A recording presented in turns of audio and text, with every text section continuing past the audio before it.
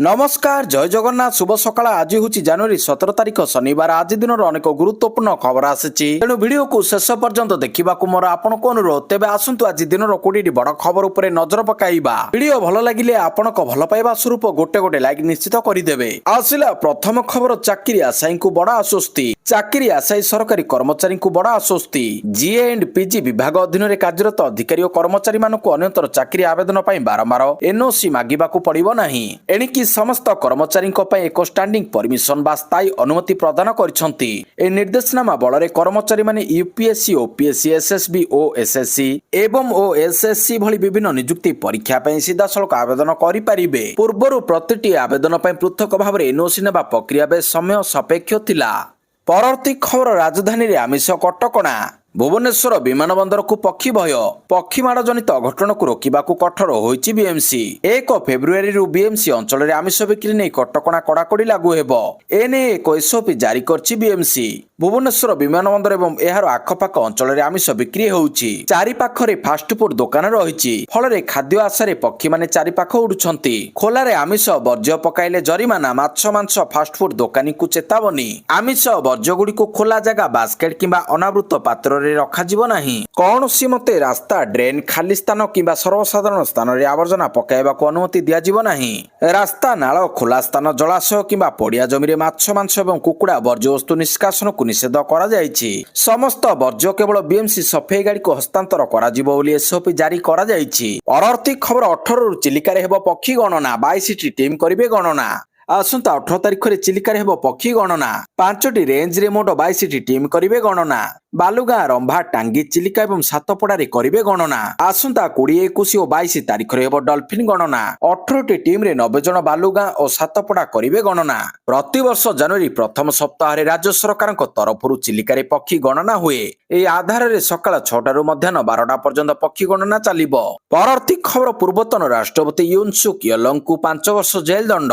दक्षिण कोरियार पूर्वतन राष्ट्रपति यून सुक येलंग को तांको विफल सामरिक आईन पई एक कोड 5 वर्ष जेल दंड रे दंडित करछंती। यून को विरोध रे अभियोग मध्य जनवरी मासरे तांको विरोध रे गिरफ परवाना कार्यकारी करिबारे अधिकारी मानकु बाधा देबा परि अभियोग रहिछि। यून निज घरे थिबा बेले तदंतकारी तांको निकटरे जेपरि पहुंच न पारिबे सेति पई से तांको सुरक्षा कर्मी को निर्देश देइथिले। तांको गिरफ करिबाकू 3000 रु अधिक पुलिस अधिकारी को शामिल करा जाइथिला। यून को वर्तमान डिटेंशन सेंटर रे बंद रखा जाइछि। परवर्ती खबर सुंदरगढ़ रु हटिला 163 धारा। सुंदरगढ़ शहर रु हटिला बीएनएस धारा 163। शांति कमिटी बैठक पर सूचना देले जिला 24 घंटा पर सुंदरगढ़ शहर अवस्था स्वाभाविक हेबाकू जाउछि। उभय गोष्ठी सह शांति कमिटी बैठक पर सूचना दैछंती सुंदरगढ़ जिलापाल। शहर रु बीएनसी धारा 163 हटाइबा पई निर्देश दैछंती। एहा सह इंटरनेट सेवा पुनः चालू करबाकू निर्देश दैछंती जिलापाल। परवर्ती खबर 15टी जिल्लार जिला कमिटी चूड़ांत खूब शीघ्र कमिटी घोषणा। 15टी जिल्लार जिला कमिटी चूड़ांत होई सारिछि। खूब शीघ्र कमिटी घोषणा हेबो। राजनैतिक व्यापार रे मध्ये 3 जण वरिष्ठ कांग्रेस नेता शामिल हेबार आवश्यकता रहिछि। ताहाकू मध्ये कार्यकारी करा जिवो। संगठन मौजूद हेबा परे आसंता 2 मास भितरे संगठन को बूथ स्तर को निया जिवो। एहासो एडवाइजरी कमिटी गठन करा जिवो। एई कमिटी रे 20 जण पूर्वतन सांसद एवं विधायकों को स्थान दिया जिवो बोली कहिसंती पीसीसी सभापति भक्तचरण दास। परवर्ती खबर आईसीसी रो शेष उद्यम। आसंता फेब्रुआरी 7 रु भारत और श्रीलंका मध्य आरंभ हेउथिबा पुरुष टी20 विश्वकप निमंते बांग्लादेश रो भारत गस्त एबे मध्ये अनुष्ठित रहिछि। बांग्लादेश क्रिकेट बोर्ड बीसीबी को प्रवर्ताइबाकू अंतर्जातीय क्रिकेट बोर्ड रो बारंबार उद्यम सत्वे अचलावस्था जारी रहिछि। भारत गस्त न करिबाकू बीसीबी अड़ी बसिथिबारु एई अचलावस्था जारी रहिछि। एबे बीसीबी को बुझाइबाकू आईसीसी पक्षरु एक शेष उद्यम करा जाउछि। परवर्ती खबर सबु विकल्प खोला अछि जातिसंघ को कहिला अमेरिका। ईरान हिंसात्मक विक्षोभ मध्य अमेरिका और ईरान अधिकारी माने मिलित जातिसंघ सुरक्षा परिषदर एक जरूरी बैठक रे मुहांमुही होइतिले। अमेरिकार राष्ट्रदूत चेतावनी दैछंती जे तेहरान उपरे राष्ट्रपति डोनाल्ड ट्रम्प को नरम स्वर सत्वे इस्लामिक रिपब्लिक विरोध रे समस्त विकल्प मौजूद अछि। परवर्ती खबर काश्मीर आतंकवादी आक्रमण पर योजना करुछि पाकिस्तान। पाकिस्तान गुइंदा संस्था आईएसआई जम्मू काश्मीर अशांति सृष्टि करबा पई एक विपदजनक षडयंत्र करिछि। गणतंत्र दिवस पूर्व गुइंदा एजेंसी पक्षरु एही सूचना मिलिछि। आईएसआई आतंकवादी संगठन लक्ष्य तोइबाकू एहार स्क्वाड को इस्लामिक स्टेट खोरासन प्रदेश नाम जोड़ी उपत्यकार आक्रमण करने को निर्देश देछि। परवर्ती खबर टोल प्लाजा चलिबनी नगद टंका केवल फास्टैग और यूपीआई रे हेबो पेमेंट। ଦେଶର ହାଇୱେରେ ଯାତ୍ରା କରିବାର ଶୈଳୀ ବଦଳିବାକୁ ଯାଉଛି। ହାଇୱେ ଯାତ୍ରାକୁ ସମ୍ପୂର୍ଣ୍ଣ ରୂପରେ ଡିଜିଟାଲ କରିବା ଦିଗରେ ସରକାର ଏକ ବଡ଼ ଏବଂ ଗୁରୁତ୍ୱପୂର୍ଣ୍ଣ ନିଷ୍ପତ୍ତି ନେଇଛନ୍ତି। ଏପ୍ରିଲ 1 ତାରିଖରୁ ଦେଶର ସମସ୍ତ ଜାତୀୟ ରାଜପଥରେ ଥିବା ଟୋଲ ପ୍ଲାଜାରେ ନଗଦ ଅର୍ଥ ପଇଠ ସମ୍ପୂର୍ଣ୍ଣ ବନ୍ଦ କରିଦିଆଯିବ। ଟୋଲ ଟ୍ୟାକ୍ସ କେବଳ ଫାସ୍ଟ୍ୟାଗ କିମ୍ବା ୟୁପିଆଇ ମାଧ୍ୟମରେ ହିଁ ଦେଇ ହେବ। ପରବର୍ତ୍ତୀ ଖବର ହୁ ହୋଇ ବଢିଯିବ ପେଟ୍ରୋଲ ଦର। ଇରାନ ସରକାରଙ୍କ ବିରୋଧରେ ହଜାର ହଜାର ପ୍ରତିବାଦକାରୀ ରାସ୍ତାକୁ ଓହ୍ଲାଇବା ପରେ ଦମନଲୀଳା କରୁଛି ଏଠିକାର ସରକାର। ଅନ୍ୟପଟେ ଆମେରିକା ଏହି ଘଟଣାକୁ ନେଇ ଇରାନ ଖେମନେଇ ସରକାରଙ୍କୁ ଧମକ ଦେଇଛି। ଯଦି ପ୍ରତିବାଦକାରୀଙ୍କୁ ଦମନ କରାଯାଏ ତାହେଲେ ଆମେରିକା ସୈନ୍ୟ ପଠାଇ ଉଚିତ ଜବାବ ଦେବ।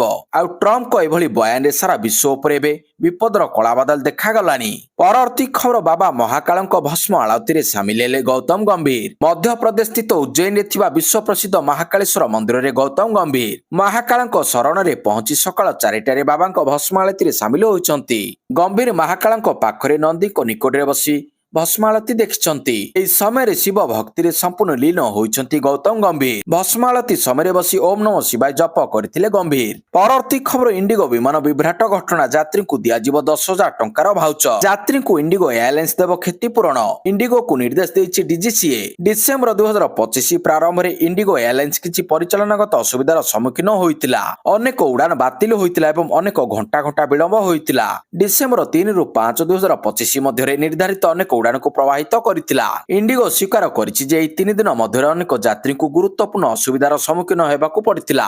ଡିସେମ୍ବର 3 ରୁ 5, 2025 ମଧ୍ୟରେ ବାତିଲ ହୋଇଥିବା ବିମାନ ପାଇଁ ପୁନଃ ଫେରସ୍ତ ପ୍ରକ୍ରିୟାକରଣ କରାଯାଇଛି। ଏହି ଫେରସ୍ତ ଯାତ୍ରୀଙ୍କୁ ଟିକେଟ ବୁକ୍ କରିଥିବା credit card, debit card, UPI କିମ୍ବା ବ୍ୟାଙ୍କ ଆକାଉଣ୍ଟ ମାଧ୍ୟମରେ ଦିଆଯିବ। ପରବର୍ତ୍ତୀ ଖବର ବିଜେଡିକୁ ଅରବିନ୍ଦ ମହାପାତ୍ରଙ୍କ ଖୋଲା ଚ୍ୟାଲେଞ୍ଜ। ବିଜେଡିରୁ ନିଲମ୍ବନ ପରେ ବଡ଼ ବୟାନ ଦେଲେ ଅରବିନ୍ଦ ମହାପାତ୍ର। ଅରବିନ୍ଦ କହିଛନ୍ତି, ମୁଁ ଦଳ ବିରୋଧୀ କାର୍ଯ୍ୟ କରିନାହିଁ କି ବିଶ୍ୱାସଘାତକତା କରିନାହିଁ। ଦଳ ଏପରି ନିଷ୍ପତ୍ତି କାହିଁକି ନେଲା ତାହା ମୁଁ ଜାଣିନାହିଁ। ତାହା ଦଳ କହିବା ଠିକ୍ ହେବ।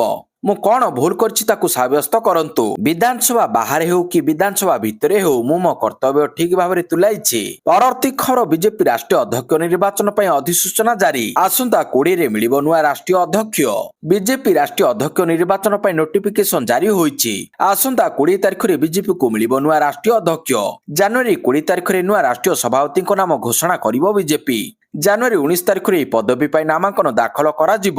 ନୋଟିଫିକେସନ ଅନୁସାରେ ଜାନୁଆରୀ 16ରେ ନିର୍ବାଚକ ମଣ୍ଡଳୀ ମତଦାତାଙ୍କ ତାଲିକା ପ୍ରକାଶ କରିବ। ଜାନୁଆରୀ 19 ତାରିଖ ଅପରାହ୍ନ 2ଟାରୁ 4ଟା ଯାଏଁ ନାମାଙ୍କନ ଦାଖଲ ହେବ। ଅପରାହ୍ନ 4ଟାରୁ 5ଟା ନାମାଙ୍କନ ଯାଞ୍ଚ ହେବ।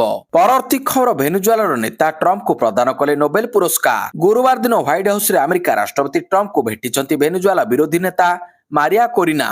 ଭେନେଜୁଏଲାର ରାଷ୍ଟ୍ରପତି ନିକୋଲସ ମଦୁରୋଙ୍କ ଅପହରଣ ପରେ ଏହା କୌଣସି ଭେନେଜୁଏଲାର ନେତାଙ୍କ ସହ ତାଙ୍କର ପ୍ରଥମ ମୁହାଁମୁହିଁ ସାକ୍ଷାତ ଥିଲା। ବୈଠକ ପରେ ମାଚଡା କହିଛନ୍ତି ଯେ ସେ ଟ୍ରମ୍ପଙ୍କୁ ତାଙ୍କର ନୋବେଲ ଶାନ୍ତି ପୁରସ୍କାର ପଦକ ପ୍ରଦାନ କରିଛନ୍ତି। ପରବର୍ତ୍ତୀ ଖବର ନିପାକୁ ନେଇ ଆତଙ୍କିତ ହୁଅନ୍ତୁନି କହିଲେ ସ୍ୱାସ୍ଥ୍ୟମନ୍ତ୍ରୀ। ନିପା ଭାଇରସକୁ ନେଇ ଗୁରୁତ୍ୱପୂର୍ଣ୍ଣ ବୈଠକରେ ସ୍ୱାସ୍ଥ୍ୟମନ୍ତ୍ରୀ ଡକ୍ଟର ମୁକେଶ ମାହାଲିଙ୍ଗ ଆଦୌ ଆତଙ୍କିତ ନ ହେବା ପାଇଁ କହିଛନ୍ତି ମୁକେଶ ମାହାଲିଙ୍ଗ। ଟେକ୍ନିକାଲ ଟିମ୍ ଗଠନ ହୋଇଛି, ସର୍ଭେଲାନ୍ସ ବଢାଇ ଦିଆଯାଇଛି। ପଶ୍ଚିମବଙ୍ଗ ସୀମାବର୍ତ୍ତୀ ଜିଲ୍ଲା ଓ ବଡ଼ ସହରରେ ସର୍ଭେଲାନ୍ସ ବଢାଯାଇଛି। ଏଯାଏଁ ନିପା ଭାଇରସ ଓଡ଼ିଶାରେ ଚିହ୍ନଟ ହୋଇନି। ଯଦି ଏଭଳି କେସ୍ ଆସେ ମୁକାବିଲା ପାଇଁ ସରକାର ପ୍ରସ୍ତୁତ ଅଛନ୍ତି। ପରବର୍ତ୍ତୀ ଖବର ନବୀକରଣ ହେବ ପଠାଣି ସାମନ୍ତ ପ୍ଲାନେଟୋରିୟମ। ନବୀକରଣ ହେବାକୁ ଯାଉଛି ପଠାଣି ସାମନ୍ତ ପ୍ଲାନେଟୋରିୟମ। ନବୀକରଣ ପାଇଁ ସରକାର ଏକ ଗୁରୁତ୍ୱପୂର୍ଣ୍ଣ ପଦକ୍ଷେପ ଗ୍ରହଣ କରିଛନ୍ତି।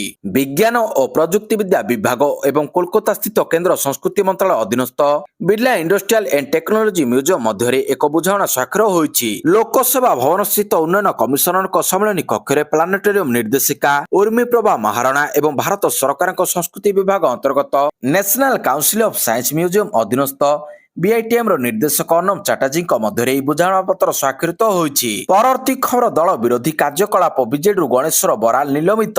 ଦଳ ବିରୋଧୀ କାର୍ଯ୍ୟକଳାପରେ ସମ୍ପୃକ୍ତି ଅଭିଯୋଗରେ ଶୁକ୍ରବାର ଦିନ ବିଜେଡି ଯାଜପୁର ଜିଲ୍ଲା ପରିଷଦର ଉପାଧ୍ୟକ୍ଷ ଗଣେଶ୍ୱର ବରାଳଙ୍କୁ ନିଲମ୍ବିତ କରିଛି। ତେବେ ଏହା ପୂର୍ବରୁ ଦୁଇ ବିଧାୟକ ସନାତନ ମହାକୁଡ଼ ଏବଂ ଅରବିନ୍ଦ ମହାପାତ୍ରଙ୍କୁ ଦଳ ବିରୋଧୀ କାର୍ଯ୍ୟକଳାପ ଅଭିଯୋଗରେ ନିଲମ୍ବିତ କରାଯାଇଛି। ପରବର୍ତ୍ତୀ ଖବର ଇରାନରୁ ଫେରିଲେ 300 ଭାରତୀୟ। ଇରାନ ଏବଂ ଆମେରିକା ମଧ୍ୟରେ ଚାଲିଥିବା ଯୁଦ୍ଧ ଆଶଙ୍କା ଭିତରେ ଭାରତୀୟଙ୍କ ପାଇଁ ଆଲର୍ଟ। ତେହରାନ ସ୍ଥିତ ଭାରତୀୟ ଦୂତାବାସ ପକ୍ଷରୁ ଭାରତୀୟଙ୍କୁ କୌଣସି ପରିସ୍ଥିତିରେ ଭାରତକୁ ପଠାଯିବ ବୋଲି କୁହାଯାଇଛି। ଏହାରି ଭିତରେ ଇରାନରୁ ଭାରତୀୟକୁ ନେଇ ପ୍ରଥମ ବିମାନ ଦିଲ୍ଲୀରେ ପହଞ୍ଚିଛି। ବିମାନରେ 300 ଲୋକ ଦିଲ୍ଲୀରେ ପହଞ୍ଚିଛନ୍ତି। ଆମେରିକା ଇରାନ ଉପରେ ଏୟାର ଷ୍ଟ୍ରାଇକ୍ କରିବା ଆଶଙ୍କା ଘନୀଭୂତ ହେଉଛି। ପରବର୍ତ୍ତୀ ଖବର ଆଜି କଳିଙ୍ଗ ଷ୍ଟାଡିୟମରେ ପୁରୁଷ ହକି ଇଣ୍ଡିଆ ଲିଗ୍। ଜାନୁଆରୀ 17 ତାରିଖରୁ କଳିଙ୍ଗ ଷ୍ଟାଡିୟମରେ ଖେଳାଯିବ ପୁରୁଷ ହକି ଇଣ୍ଡିଆ ଲିଗ୍ର ଶେଷ ପର୍ଯ୍ୟାୟ। ଶୀତୁଆ ସନ୍ଧ୍ୟାରେ ହକିର ଚମକ ଦର୍ଶକ ହେବେ ମତୁଆଲା। ଦଳ ମଧ୍ୟ ପହଞ୍ଚିବା ଆରମ୍ଭ କରିଛନ୍ତି।